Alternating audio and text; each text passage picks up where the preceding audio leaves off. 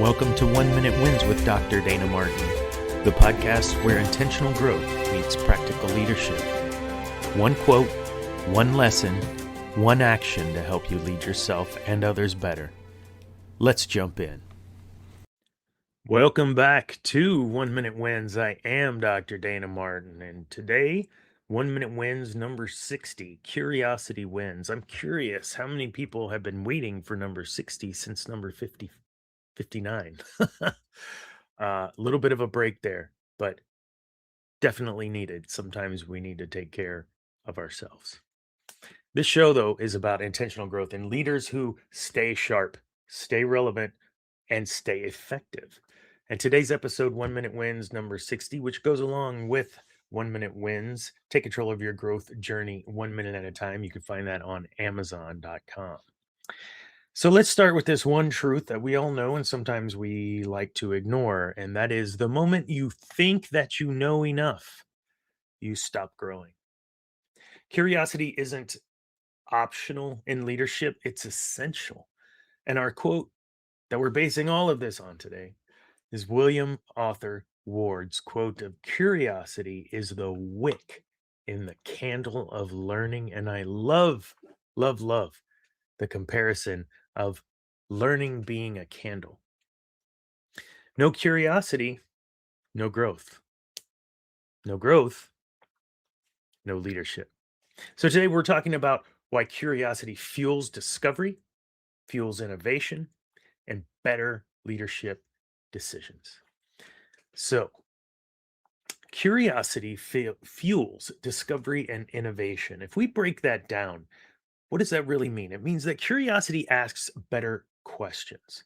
Those better questions will eventually lead to a better, more thorough understanding.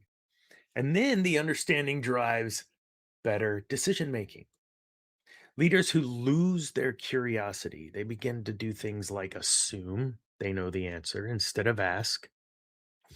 They react instead of explore. They repeat instead of improve. But curious leaders approach this differently. They listen very deeply, they challenge any assumptions, and they find new solutions. Curiosity doesn't slow you down, it sharpens and defines your direction. I once worked with a leader struggled immensely with team communication, and the instinct, which I shared it, was to fix the problem quickly. More direction, more structure, more control, right? But instead of jumping into those kind of solutions, we took a step back and we shifted to curiosity. We started asking why.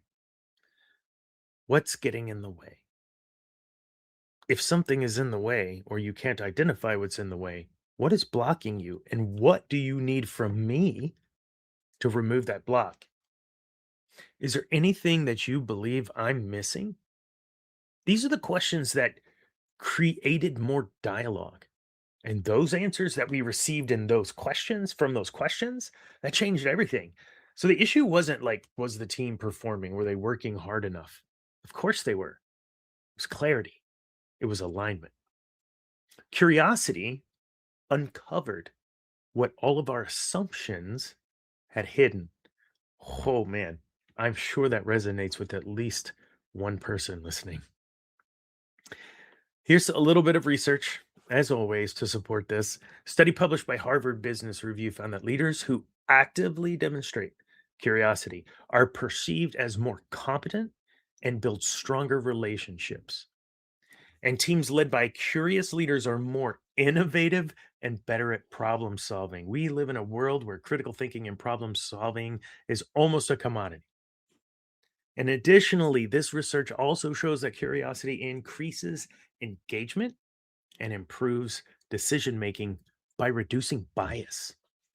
Curiosity creates a lift of bias created by assumptions. It isn't soft, it's strategic. Curiosity. Here's another way to kind of think of it. Voltaire. Voltaire stated, judge a man by his questions rather than his answers. Answers show knowledge, But questions and how you ask those questions and what you're trying to get to, that reveals your thinking. And leaders who ask strong questions, they don't just solve problems, they uncover better ones. Yeah. Strong questions can uncover bigger and better problems. There have been moments in my own leadership, of course, where I've moved way too fast to answer. Assuming that one, I understood, two, I probably already had the experience. So three, I had the solution. And more times than not, there was something in that I missed, that I got in my own way.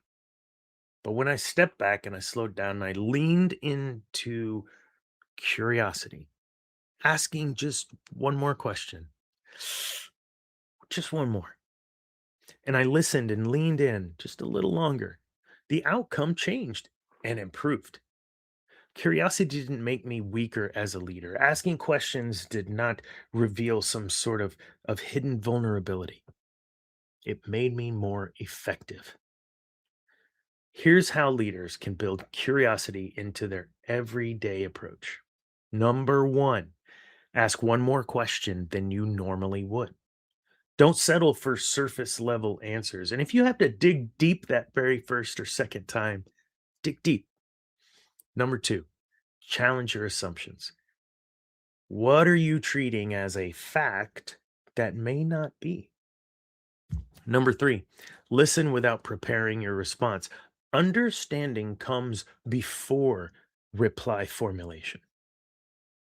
Number four, seek perspectives outside of your own. Growth lives in difference and in diversity. So, what were these four? Number one, ask one more question than you normally would. Number two, challenge your assumptions. Number three, listen without preparing a response.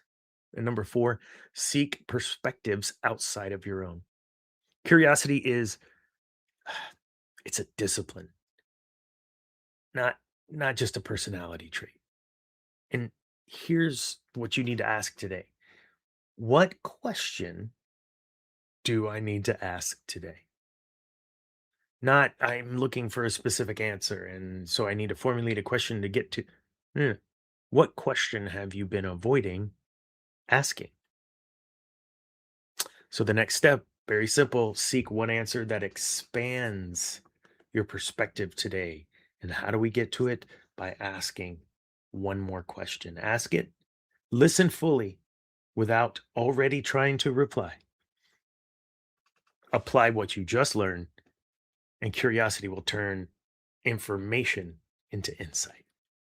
Curious leaders will stay relevant. They will adapt faster. They will connect better. They will innovate more consistently. And when leaders stop asking questions, that's when their growing stops. Curiosity keeps leadership alive. Wait, what? Curiosity keeps leadership alive. Thank you for listening to 1 Minute Wins. I am Dr. Dana Martin. If this episode challenged you or resonated with you, please share it, like, subscribe, do all the stuff and things that you already know to do.